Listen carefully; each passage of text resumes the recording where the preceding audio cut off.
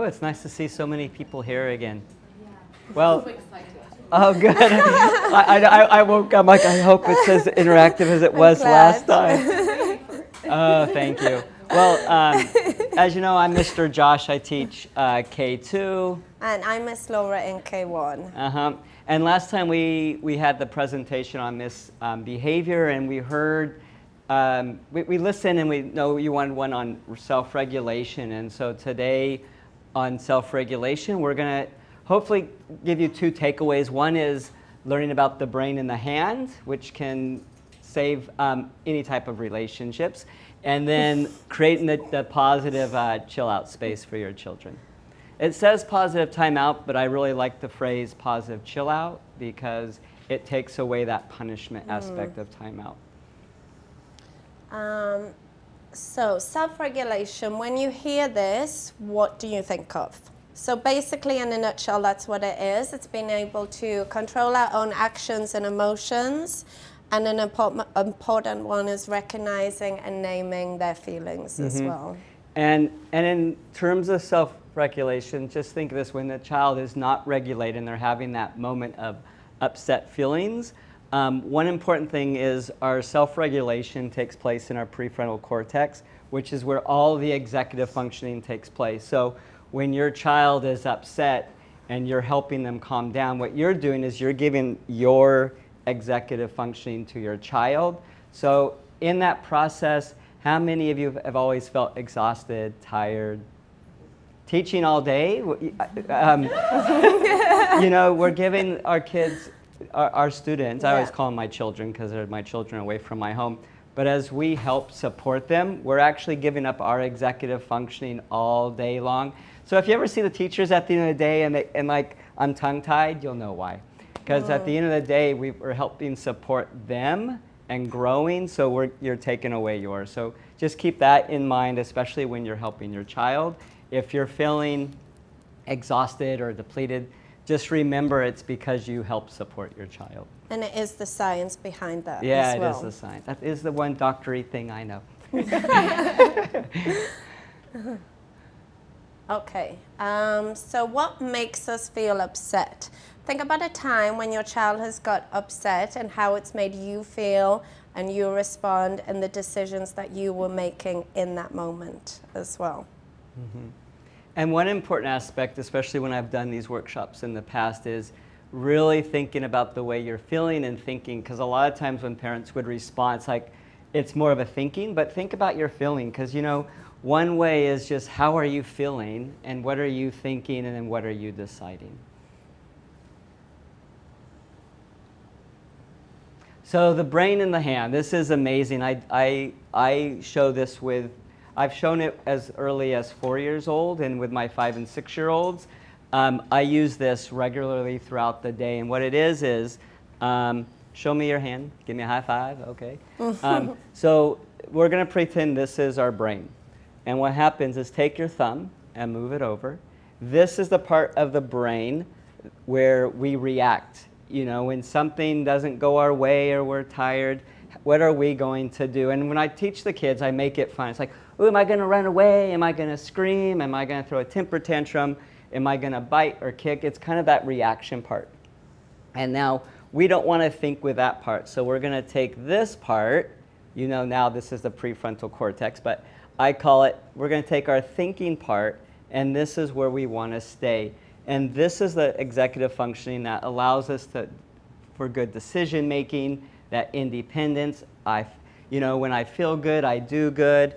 And so what happens is during the day, I explain to the kids, you don't have to be upset. Like, oh my goodness, I've been coloring, I've been creating, I've been constructing, and I'm going, and I've been teaching you writing, we've been doing reading. And so what happens is, during the day, just getting excited. You're getting excited. Yeah. Your brain starts to flip. And how many of you heard "flip the lid"? I remember my mom telling me this when I was like 5, I think myself. And so what happens is our key is to help our children regulate, to keep their thinking going before they react. Now, do we always get to this point? Do we get to this point? Sure. But the idea is maintaining this, and in a minute I'll teach you some breathing techniques that can help reset, because one part of the brain in the hand, your arm represents your vagus nerve, and your vagus nerve runs down your spine to your stomach, and it controls the central nervous system. And so this is the part where there's techniques that can send the message back to the brain to keep it regulated again. The thing with a flipped lid is one flipped lid will cause another flipped lid. So how many times has your child had a flipped lid, you're trying to talk with them, and all of a sudden your lid's flipped? Raise your hand. It happens all the time. What about with your spouse? Yeah. All hands up. I'm telling you, yeah, it works with anybody. So it's like, because I was sharing with Laura, I've been practicing this with my children, and so Zoe, who's now 17, even when she was younger, maybe hitting that 13, 14, she'd come home, Dad, blah, blah, blah. And I'd be really calm. I'd had my 20-minute break. And then I'm like, and I noticed that the minute I respond, my voice is intense too. And fortunately, because I had been practicing this with her for years, I'm like, Zoe, we need a break. So it's having that understanding. And so even with children in the class, you can, with your child, you can actually say, oh, we need a little bit of a break. And they can identify where they are feeling using their hand, which is good for them to express. They've got a way to show you without words as well how they're feeling. Mm-hmm. And so breathing techniques is one great strategy for self-regulation. And so I took you through some of these last week. And so this is something I've kind of started in. I kind of took some ideas from that slow breathing to positive psychology, to a havening technique, which is actually a trauma release that will send the message through the vagus nerve to reset. So you guys can share. So what I do is I have the kids hold it up, and what happens is, kids will have this amazing day at school. One little tiny thing happens that they don't like, and what do they fixate on? Mom, Dad, my dad. And so what I try to do is have the kids reset. So part of positive psychology is reshaping and helping children think about the good things that happened. Not that one little thing like he took my piece of tape. And so what I do is I have the children kind of just breathing slowly, and I have them think about something they really love. Sometimes it could be someone in their family, or it could be their favorite food. I try to make it in context too, like, what do you think you did really well today? Sometimes I always just say, you're gonna love yourself. Themselves. Yeah, because sometimes we focus on so much loving others, we forget about ourselves. So we'll go, and I have them say it together, I love me. And then that tight squeeze, and then as you breathe out slowly, the havening technique is this calming where you're just like this. I tell the kids, you're not starting a fire, you're being gentle on yourself. And so some of those things is in teaching the children to be empathetic and caring. So we do this, I'll tell you. I love me, so I can love you. Because what happens is I try to tell the children, you are important, and you got to take care of yourself, because if you love yourself, then it's easier to love others as well. And just like my motto is, when you feel good, you do good. So if kids are feeling really good, they're going to naturally do really good. Yeah.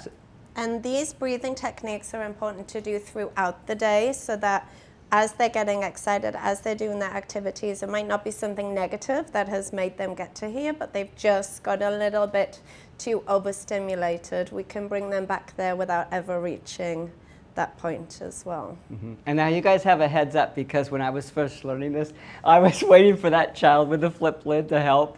And by that time, they're that's when you're going to be using all your executive functioning, trying to help them regain their composure. Intervening at this point is a lot more difficult.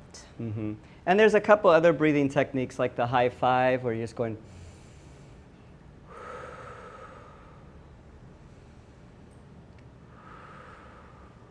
I'm gonna fall asleep. So you take them through that. It's the belly breathing. So the idea is really breathing through your nose and out your mouth. And the hummingbird The hummingbird's great because this is a nice one. It's like, so it's just like that, making that noise where you're like, and so and then the birthday candle, because you know they all want to blow out the candle, and so you're pretending there's a birthday candle and you're breathing really slowly. Don't blow out the candle. And of course, the last breath, you get to blow it out. Do you just want to mention when they're making this movement, it's... Oh yeah, so this is the actual movement that resets, that sends the message up your vagus nerve and then helps reset the brain. So it's kind of stimulating, but it's going all the way up to their brain. Yeah, it's just one of those. And what's nice for you as parents is if you see your child really upset, you can even do the havening technique on your own child. On them, yeah. Okay, so creating a positive time out space. The importance of the space, what we want to provide them with a space that they have the agency to regulate themselves. And it's important that we give them a place where they can access their chill out space when they are having those big feelings. And one of the nice things about having the chill out space is when your child does get to this point, and even for myself as a parent, I lock myself in the bathroom.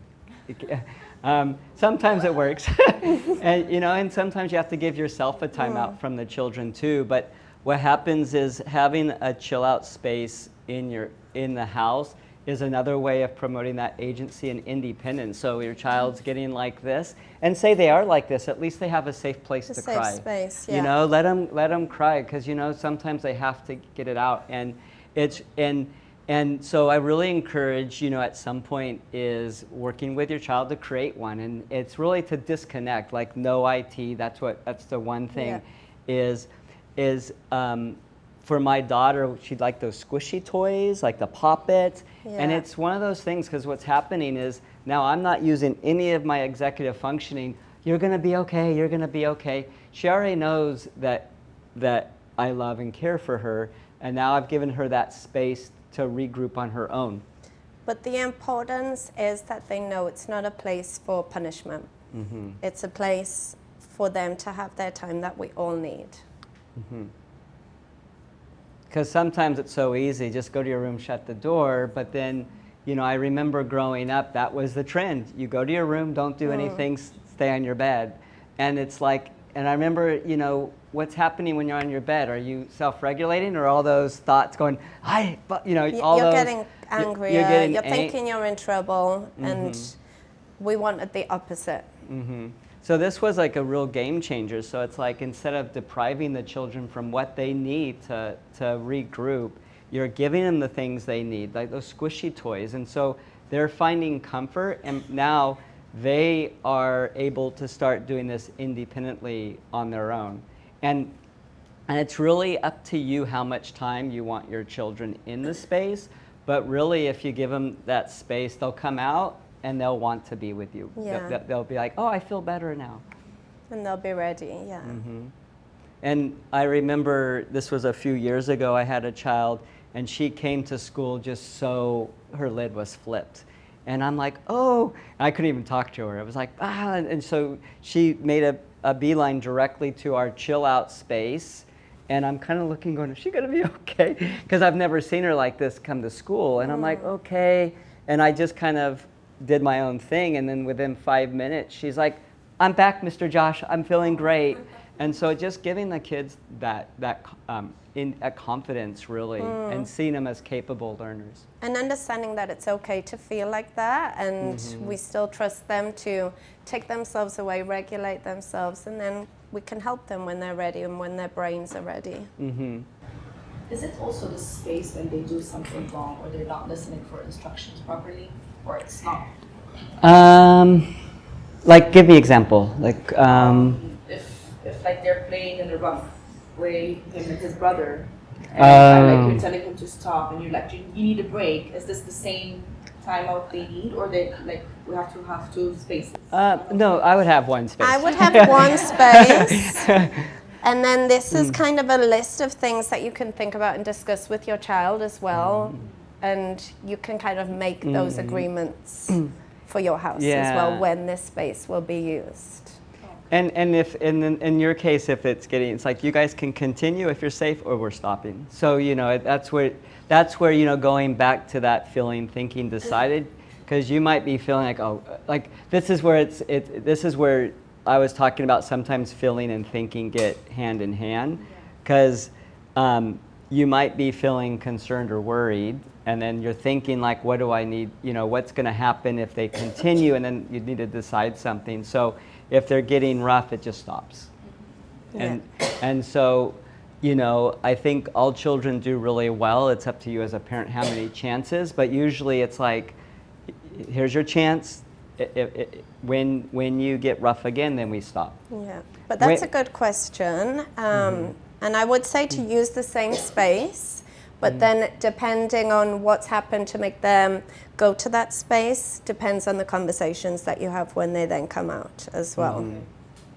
And the important thing is when you're creating that space, your child's creating it, and then they take ownership of that space. So for my daughter, we had this nook between our staircase and a wall that was perfect. And at the end was actually a closet under the stairs that was kind of creepy. But she created like a science lab in there. But then an IKEA tent fit right there. Yeah. And then we put some carpet and a bookcase and all. So anytime she needed to chill out, she would just go. Yeah. So the idea behind the chill out is to make it inviting. Now, something you don't want to do. I remember I was teaching a parent this, and he's like, "Here's our chill out space," and I'm like, "Oh, that might not be the best spot." It was like in the kitchen. And I'm like, "No," and I'm like, "No, it needs to be a really individualized place." And I would. If it doesn't have to be in the bedroom, unless there's a place in the bedroom for a cozy area, but I would really try to make it a place in the house where they have access. Yeah. And I think it is the language. If you say, go to that space, if yes. you're upset, now you've sent a mixed message. So yeah. it's how you direct them to that. Yeah. Yeah. It's your language. Yeah. Your and adult language. Yeah. And it's giving them the question, do you feel right now that you need your chill out space? And chances are that they'll say, yes, I do, I need it. Yeah. And then you can either go with them or they can take themselves off. But the way that we don't want it to be seen as a punishment is the importance of the language by saying, okay, go there. Yeah. And in early on, I would go and hang out there too. I'm like, I need some chill space. Zoe, can I use your chill out spot? And so I would go there. And so sometimes just by modeling, especially with these young learners, they realize, oh, this is a good spot. Yeah. What if they're always in their chill out space? Then you won't ever get this. Yeah. And it could be one of those routines you set up, like the first 20 minutes of the day, they just go, hey, and that's what's great with these young learners too, is routines are so key in everything. If they have this routine, then it becomes natural. Okay, so things to think about. This is good if you'd like to take a picture of it, but we will be sending the presentation as well. And these are things that you can go through with your child before you make the area and make it a discussion and make it something that they're interested in and that they want to use as well, and they realize the purpose of it, because it's important that we do make it purposeful. So really in self-regulation, the two takeaways we want to give you is just the brain, understanding the brain and the hand, and understanding why when a child has a flipped lid, why the communication is challenging and what you can do, and then the chill out space so that the kids have that sense of agency and independence. So they're learning how to regroup on their own. And one thing to keep in mind as you learn new strategies, sometimes it always gets worse before it gets better, but with practice, everything improves. Yeah.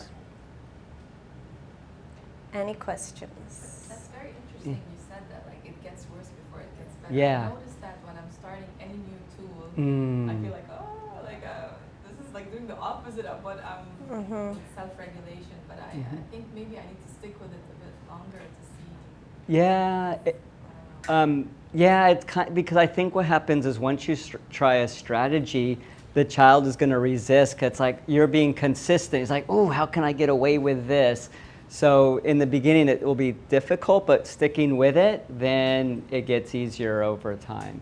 Yeah, And another I did too is after 2 or 3 weeks, you're like, you can always use another strategy. And so, and I think in moving forward, what we're hoping to do in ELC is to provide, strategies here and there, just some different tips.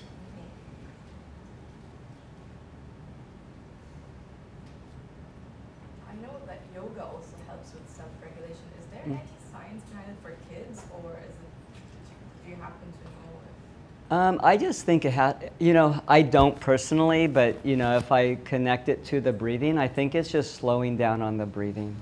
I think it's just, I always find that you recenter yourself and you're taking that pause. Yeah. I think in today's day and age where everything's on the go and there's IT and there's a lot of stimulus, I think it's that moment of just taking a break. And yoga works well because in that moment they're mindful and they're trying to avoid any distractions and they're thinking about their breathing and their body movements and they're only thinking about themselves in that moment as well. So it's definitely a good tool to use for self-regulation and just teaching them early good habits as well. Even at this young age. Yeah, there's Like Yeah. 5 years. Oh, definitely. Yeah, there's a lot of yoga positions that you can get online that are good for them at this age as well. My daughter started yoga here on Thursdays, and she loves it. Oh, That's They did all like cobras. Like, no, it's not that so. yeah. yeah. And it's good. It's good for their she body loves control it. as well, She like loves gross motor. She calls it the relaxation class. So she Yeah. understands that in that moment she goes into that class and it's not about running around, it's about calming her mind and feeling relaxed. And so you can start early because I've worked with a teacher who was trained in early years yoga. If you go online, there's one that we would watch once in a while. She's an interesting woman, but it's called Cosmic Yoga. Have you- Cosmic yoga. Yeah, and so It's quite sometimes, stimulating, that one, Yeah. but it does have good movements yeah. for the children as well.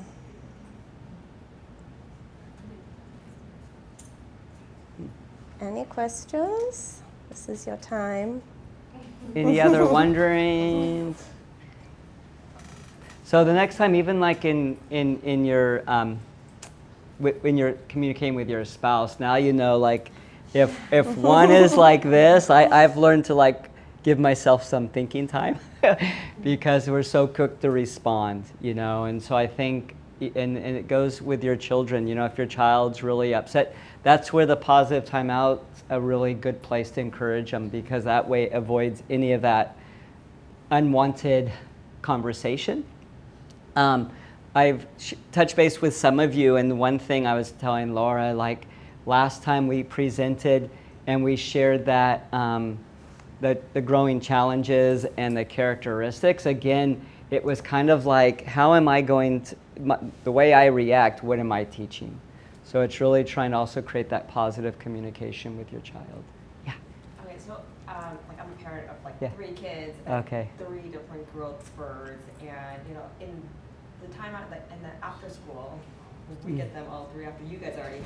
Yes. All of your- like sometimes that works, sometimes it's a little bit easier at nighttime. But like let's say they're tired, they're going to school, they're playing sports, they have these insane schedules, and then like the next morning you're trying to get 3 kids out the door before like a certain time. And there's no chill out time, it's like trying to like did you brush your teeth already? You're trying Yeah. to like so and it's probably a function of like the weekend or the the student schedule, as you know, like on the elementary school side, our schedules are really compressed with the new regulations. Yeah. So, I mean, like, how would you, like, I think like in a more soft stress, this is a little bit easier for like for me, I'm just dying at 3. Yeah. So, is there a way that we Yeah. can like do this and maybe in the other really pressurized, like stress time zones? So mornings are just a tricky time anyway because you are on such a tight schedule with so many things to do. What would you suggest to make mornings less crazy? I would suggest because I'd like to know. I would suggest photos and a checklist. You know, that way the children know exactly what they do. Even in the at night when they need to brush their teeth, they need to take that bath, all that stuff. It's just trying to find those routines. So in the morning, I know this is different, but this is what I had to do with my child because we leave pretty early to get to school to beat the traffic, and he's in middle school. I just had it, like when we were both very calm, we just said, hey, let's make a list of what needs to happen in the morning, because what I found is like knocking on his door and using all this stressful language on him that I'm kind of aware of it. But we made this list, and so now I never have to bother him again. So the agreement was he follows it, then I don't have to knock and rush him out the door. When you're little, just do a checklist. Did you brush your teeth? Did you get your backpack? So they know the checklist. It's just their lid is up. Yeah. Oh, You know, like in the got morning, it. either they're tired or something. They had And a there's bad 3, night. That's yeah. It's not like they don't know exactly what to do. I mean, they're big kids. I'll It's have like to- they wake yeah. up and like one kid is like totally like this, other one's Oh, almost there. You know? no. So like, and there's no time for timeout or chill. Got it. Yeah. How do you get them to calm down? And because at that point, it's not so much. I mean, they're usually because they're tired. Right? Yeah. Drives all the Yeah. things. Because it is 5-day week, it does get tiring. Mornings are difficult. I'd have to think about that, but I'm just trying to think like, how can you take the positive time out on the road?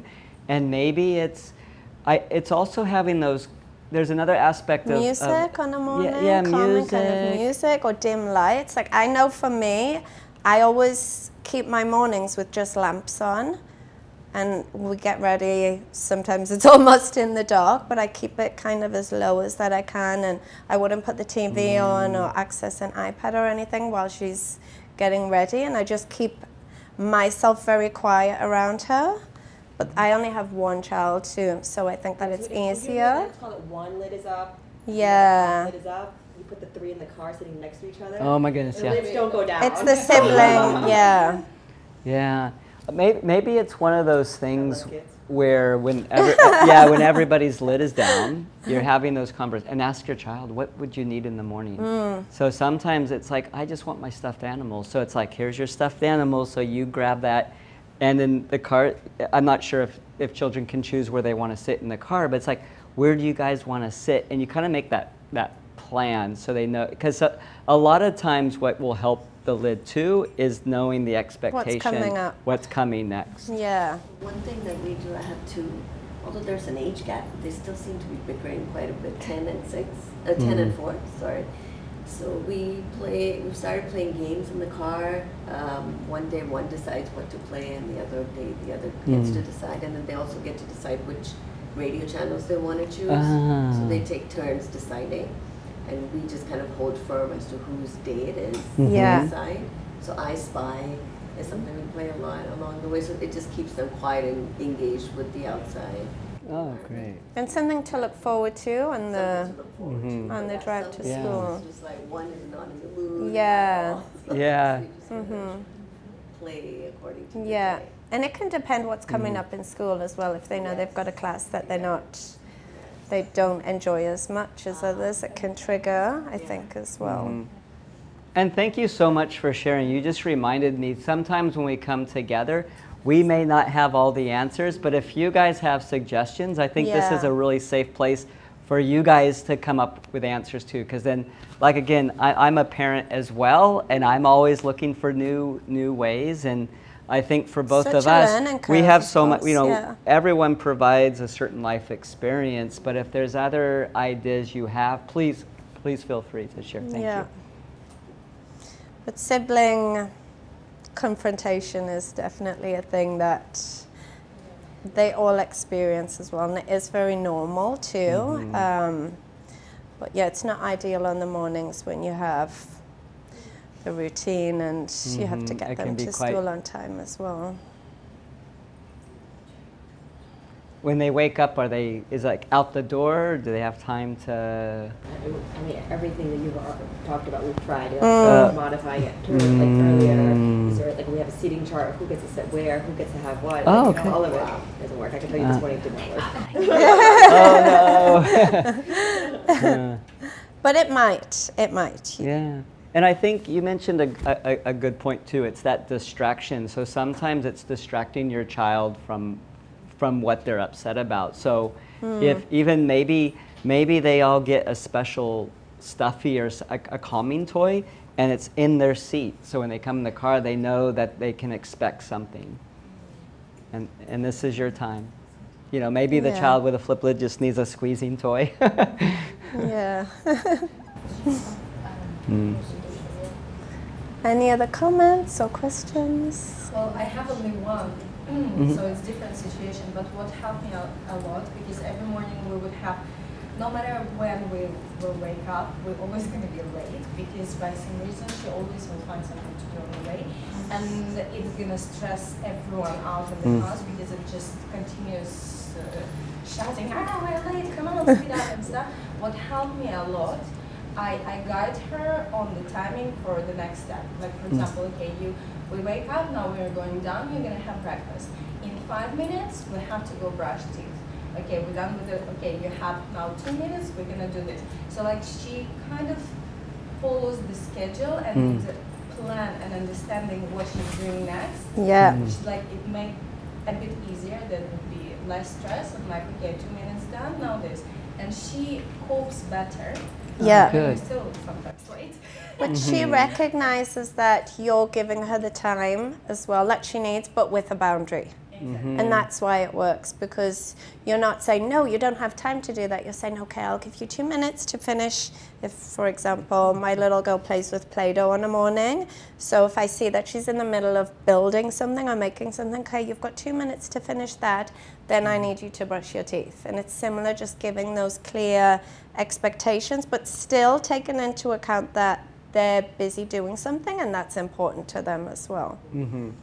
And it's also important because you're following a similar routine every day, and that consistency. So then there's no, like, she's not thrown off guard. She kind of understands that. Yeah. I don't know if this is something correct or not, but like I've been doing it for the past 2 weeks.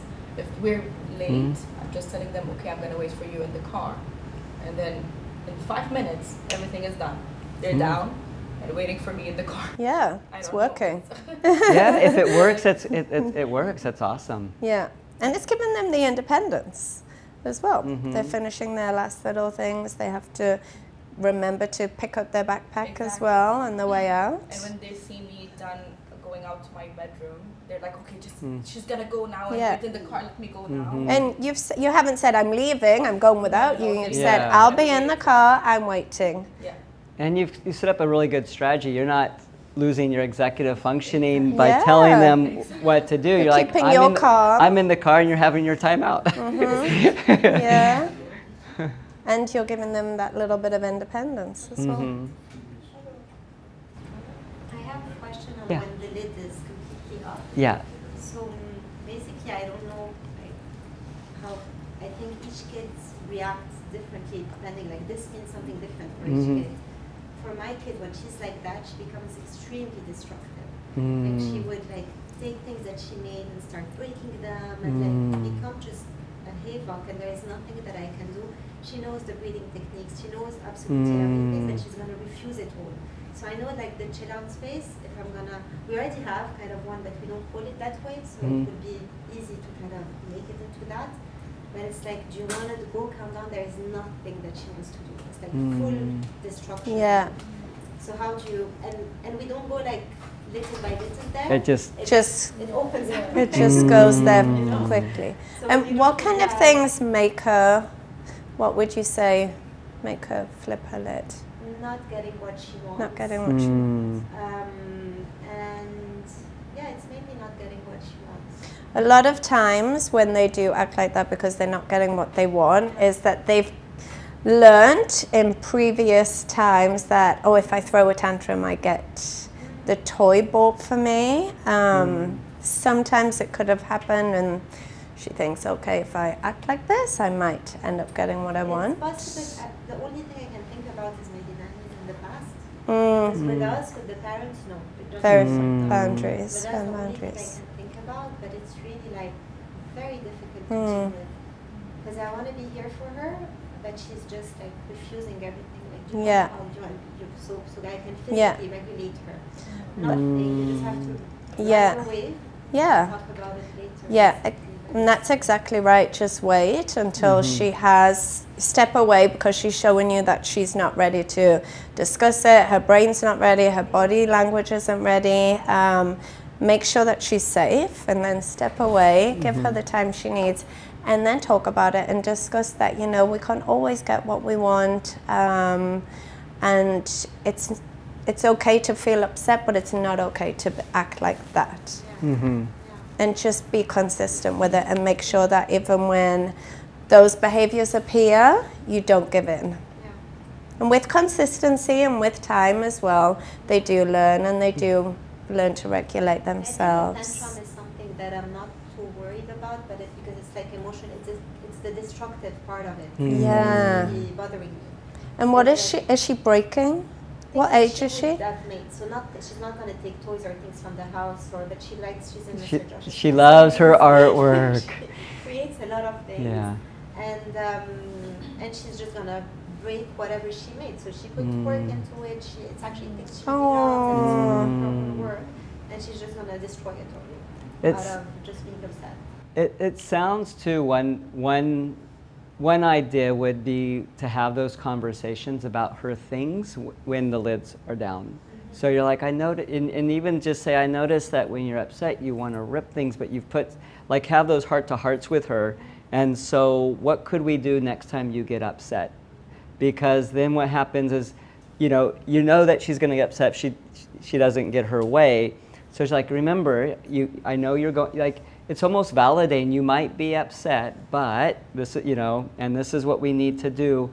And also kind of talk her down, like, you're not going to rip, remember what you said. And like, if she's like, okay, I won't rip them, we'll put them to the side, then before that moment goes, like, we're going to keep them to the side. And so a lot of solutions can happen just in that calming moment. And I think that's sometimes too, I know as a parent myself, is sometimes in those moments you want to fix everything, but then you can't fix everything because you got two flip lids. So it's having those conversations beforehand. Before or after, yeah. Yeah, or after.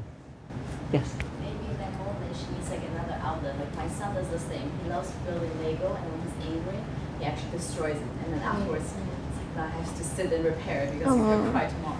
So like I just say like, okay, we bought this big gym mat where we just let him jump from really high places, or like a quick fix. I'll be like, okay, do you want to do a handstand? Just like put him upside down. Yeah, that's just distracts him so much, and now he's like he loves it so much. When he's angry, he's like, Mama, I want to do a handstand. That's such a great distraction though, because what they're showing is that they need something to, I don't know, bean bags or something to just throw onto the ground to release the frustration. Yeah. A quick question about naming feelings. How do you introduce that to the child? I know it's happening a lot at school. Yeah. There's a lot of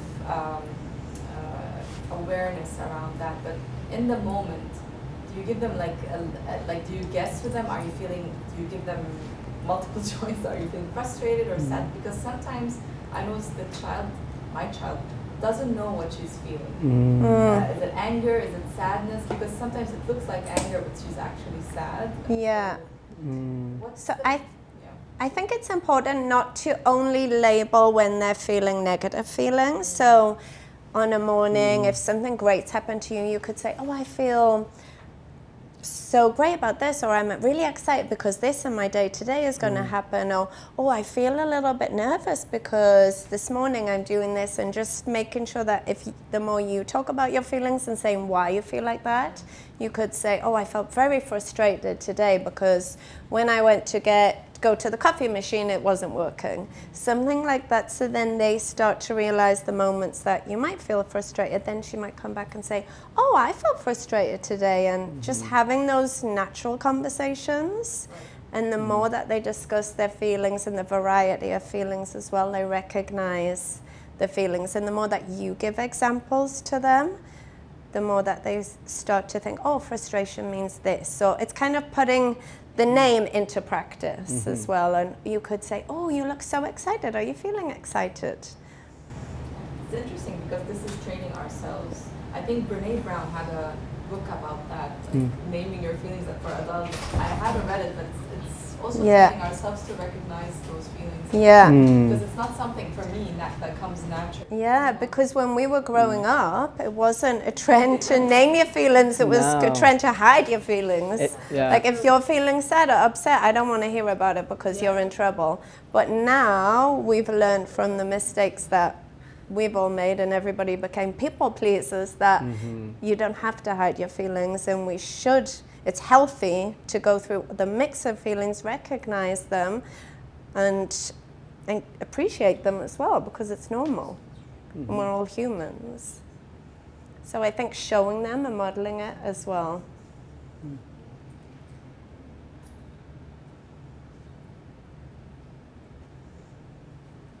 Anything? Anything? Thank you. Anything? I think that's the last slide, right? Yeah, we really appreciate you for coming today.